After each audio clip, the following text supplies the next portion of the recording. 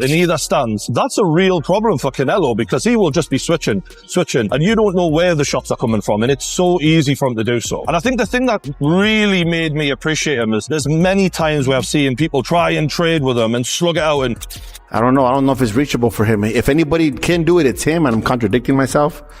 I just don't see it happening, Could it happen? Yeah. Prior to his bout with Canelo Alvarez, Terence Crawford is reportedly practicing with Gennady Golovkin, attracting significant interest in the boxing community. According to reports, the two fighters are collaborating to improve Crawford's timing, power, and general ring intelligence. This apparent cooperation might provide Crawford the extra edge he needs as he gets ready for one of the hardest fights of his career, with Golovkin's experience guiding him.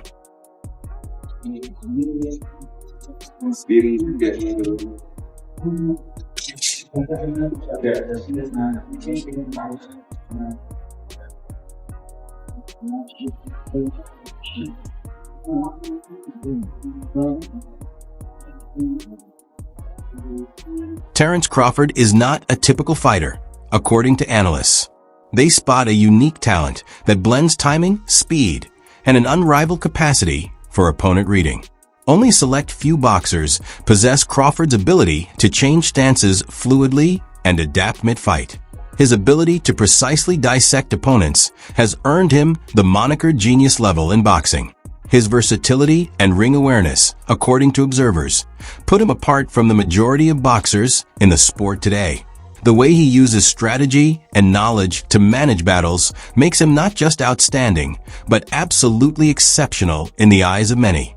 If there is anyone who can do it, it's Terence Bud Crawford, a man who survived getting shot in the head, for God's sakes. He is not normal. He is a wizard of boxing. He's got genius IQ, one of the smartest boxers I've ever seen, and he can do it all. He's had over 40 fights. I can't ever remember seeing him shook or worried. This is, trained killers trying to take his head off, and he never looks out of pocket. He is like a rapper who just turns up and figures out his lines on the fly and still makes it sound like the best song you've ever heard. That's how amazing he is. I've never seen anyone who can fight out both stances the way Crawford can.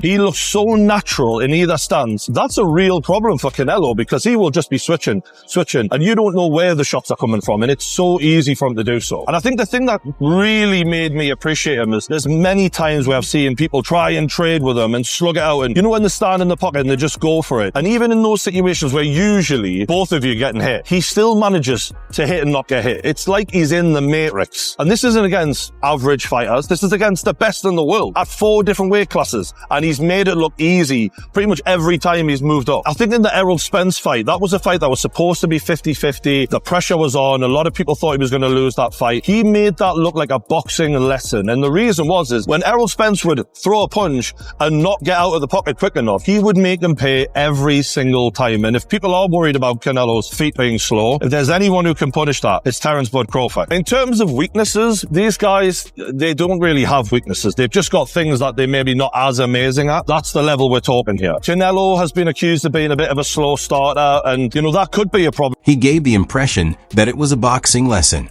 The reason for this was that Errol Spence would hit someone and fail to get out of the pocket in time. Every time, he would make him pay. Additionally, Terence Bud Crawford is the person who can correct Canelo's slow feet if that is a concern. These people don't really have any flaws in terms of that. They simply have certain things that they might not be as good at. We are discussing that level here.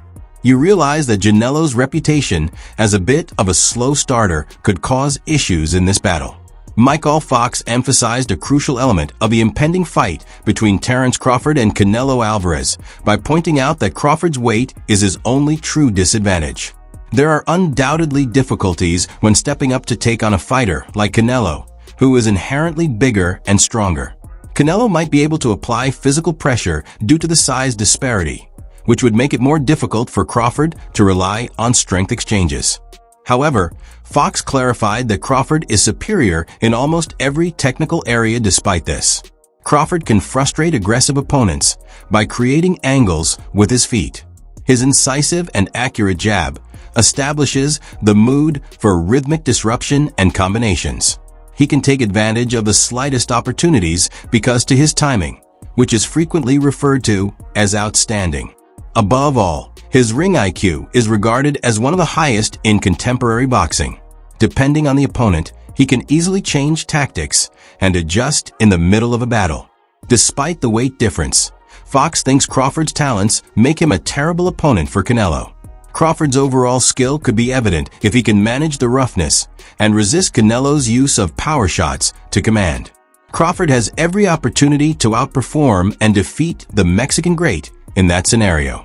I would like to see Bud pull it off. The thing about it is, I think the only disadvantage Bud really has is the weight. I think he has all the skills and attributes that are required to beat a guy like Canelo Alvarez. Canelo's kind of flat-footed. You've seen the fights with Bivol and Laura and even School, who didn't do much, but you see that movement irritates Canelo. You know what I'm saying? When dudes that know how to control the range and stuff like that, he didn't look like the world beater. You know what I mean? The motherfucker that sat in front of him, them dudes that sat in front of him, we see what he did with him. You know what I mean? But guys like Bivol, who was bigger, but he bouncing in and out. Laura, motherfucking landing counter lefts, and he's circling out, and that shit was fucking with Canelo. Floyd, it probably killed Canelo that Floyd was always only an inch away. Yep. It was a little step back, you know what I'm saying? And he's like, God, I feel like I missed by a mile. That's crazy because he didn't use no movement. Right. He stood in the pocket on it. Right. Yeah. I mean, Triple G was. You said G? Triple G? No. I said Floyd didn't use no movement. Yeah. Oh yeah. No. Yeah. He was always where he needed to be in the ring. He was always where he needed to be in the ring. I'm in there to land, then I'm just right here. In there to land, but now I'm right here. It was a bad motherfucker, Joe. Like that's what we gotta understand. Floyd was a bad motherfucker. But the movement, having good feet under you, helps. The adult responded with interest and suspicion when fresh training images of Terence Crawford's body appeared online. In the pictures, Crawford was in excellent shape and had a pronouncedly toned physique. But the first thing that came to mind was if these images were real or photoshopped. Before their fight, some fans questioned whether the overblown images were meant to scare Canelo Alvarez. Showbiz pointed out that although Crawford has always trained with discipline, the drastic physical changes generated controversy. This response demonstrates how attentively fans and pundits study every aspect, particularly when it comes to a super fight of this kind. Shredded wheat and amazing is this photoshopped, because this photo that Ilia Tapora posted of Terence Bud Crawford is the latest photo we've seen, and he looks just less impressive in this photo.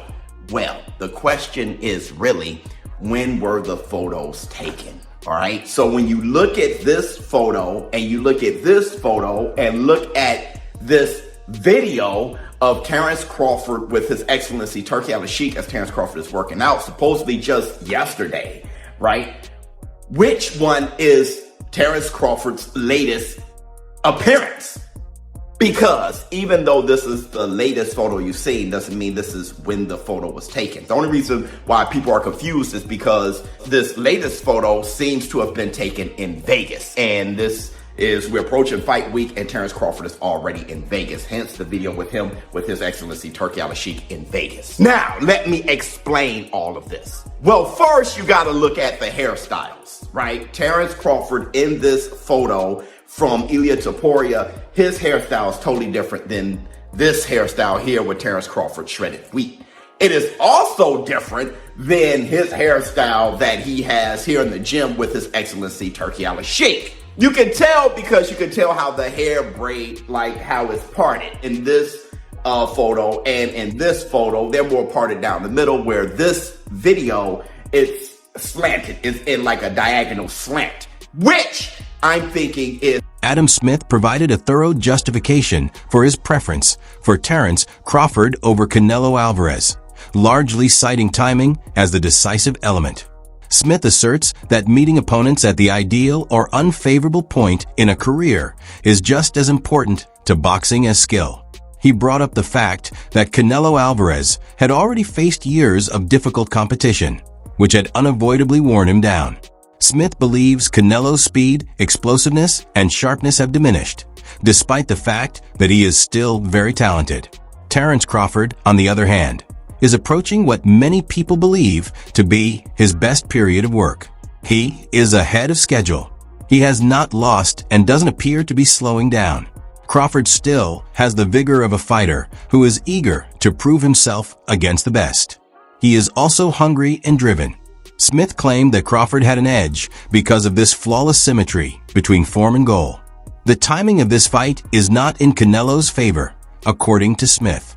He thinks Crawford has the perfect chance to win and establish his greatness because he is catching the Mexican star just as his edge is beginning to wane. Vegas to see, I think Terence Crawford beats Canelo, and I think that it's going to be his coming out party. I'd love to be there, and Canelo, of course, an all-time great. But listen, I love Ireland, and I'm pleased to be in Belfast with the zone for Crocker and Donovan. There's something about an all-Irish fight which is fantastic, and it was great and controversial first time around. It's even bigger now, so let's chat over there and get on with it. Just a quick one on Canelo Crawford. I heard you pick Crawford. You just said it there. How much of that is down to timing and how much of that is down to styles? A bit of both. I think Canelo is approaching 70 fights. He's been beaten before. Crawford remains undefeated.